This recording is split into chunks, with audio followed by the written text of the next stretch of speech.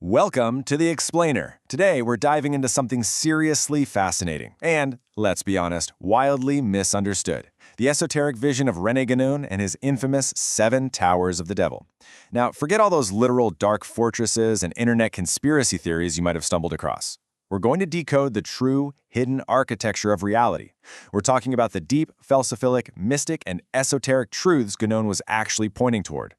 Okay, let's dive right into this. The devil disguises himself as an angel of light. Guénon used this specific biblical quote to anchor his warnings about hidden esoteric dangers. And he didn't use it to preach some literal theology, but rather to set this haunting philosophical foundation for his entire worldview. The real irony here? The ultimate danger to human consciousness is so incredibly dangerous precisely because it feels like enlightenment.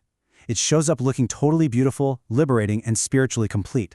To map out this cosmic vision, we've got 5 main steps today. We'll untangle the myth of the towers, uncover the true spiritual danger, break down the actual mechanics of counter-initiation, place all of this within the age of Kali-Yuga, and finally, arrive at the inner mystical combat. Starting off with Part 1, the myth of the towers. To really grasp Guénon's esoteric vision, we have to actively dismiss all those Hollywood-style ghost stories right out of the gate.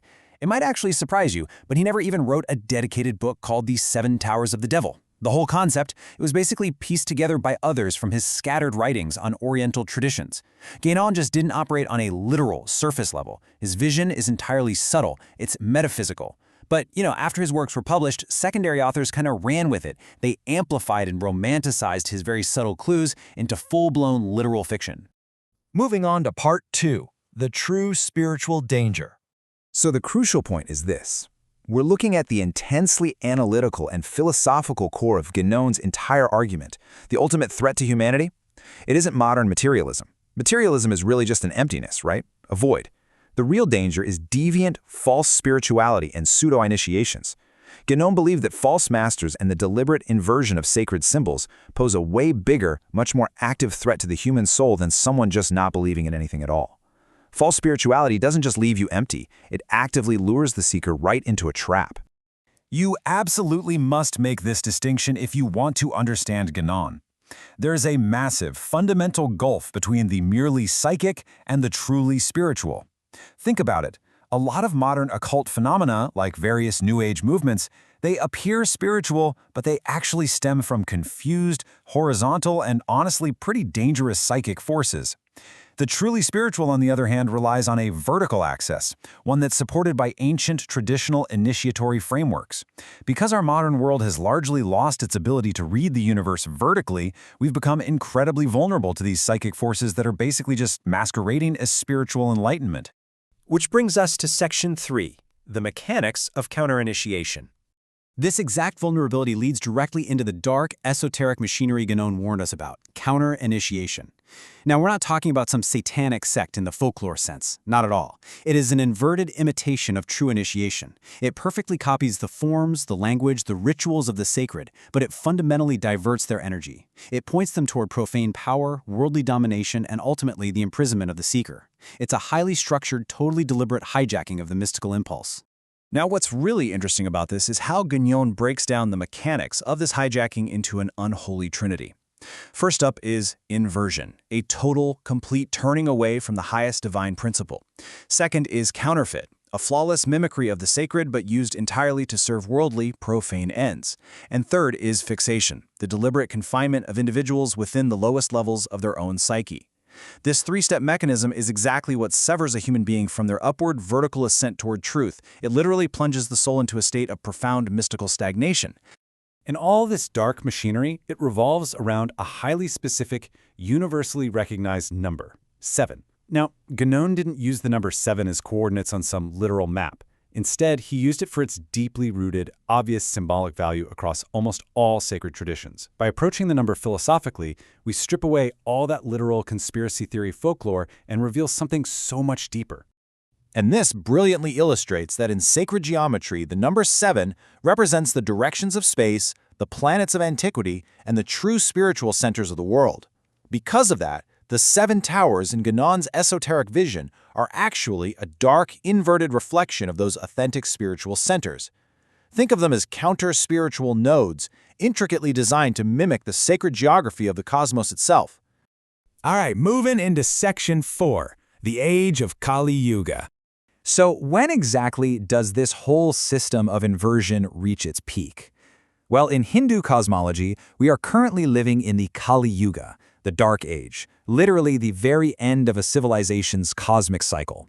Guénon's philosophical approach to cyclical history shows us that during this specific time, the forces of inversion grow incredibly powerful. Why?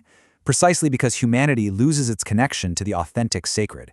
The world essentially becomes a perfect breeding ground for false prophets, cults of material power, and these empty facade initiations. Those metaphorical towers we've been talking about, they act as the focal points for this massive, era-defining falsification of truth. Now, Guénon genuinely believed in these obscure, invisible influences working behind the scenes toward the dissolution of society.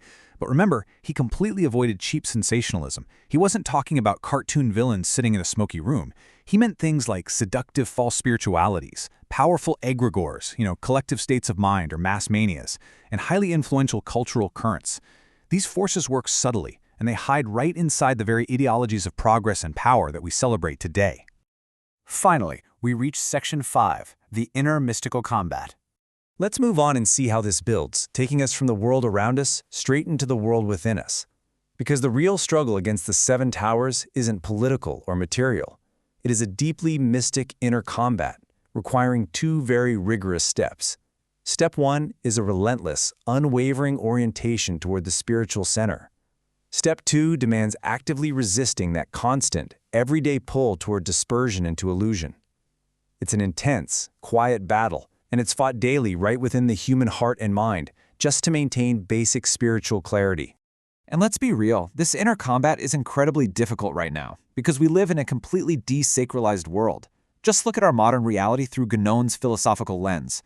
Grand cathedrals are just tourist attractions now, deeply sacred rites reduced to quaint local folklore. And these profound universe-altering symbols are printed on t-shirts as mere aesthetic decoration. True esoteric knowledge is actively ignored, forgotten, and just buried beneath the absolute noise of modern life. Yet, despite all of that, Guénon actually offers a glimmer of hope. He believed fragments of authentic truth survive right in plain sight. Ironically, the deepest esoteric knowledge is often hidden in things we completely dismiss today as children's entertainment. Tales of fairies, giants, moving stones, dragons. To Guénon, those aren't just silly fairy tales. They are the distorted, lingering memories of ancient sacred knowledge. They are literally the scattered ruins of a once vertical, spiritually aligned world. So it leaves us with a massive question. Are we living among sacred ruins we no longer even understand? Have we traded the profound depths of true spiritual initiation for the comfortable psychic illusions of the modern age?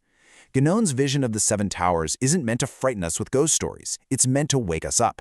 It is a profound call to orient ourselves back to the center and to begin the inner combat necessary to reclaim the sacred in our own lives. Take a moment to reflect on your own spiritual orientation today. Thank you so much for joining me on this deep dive, and I'll see you in the next explainer.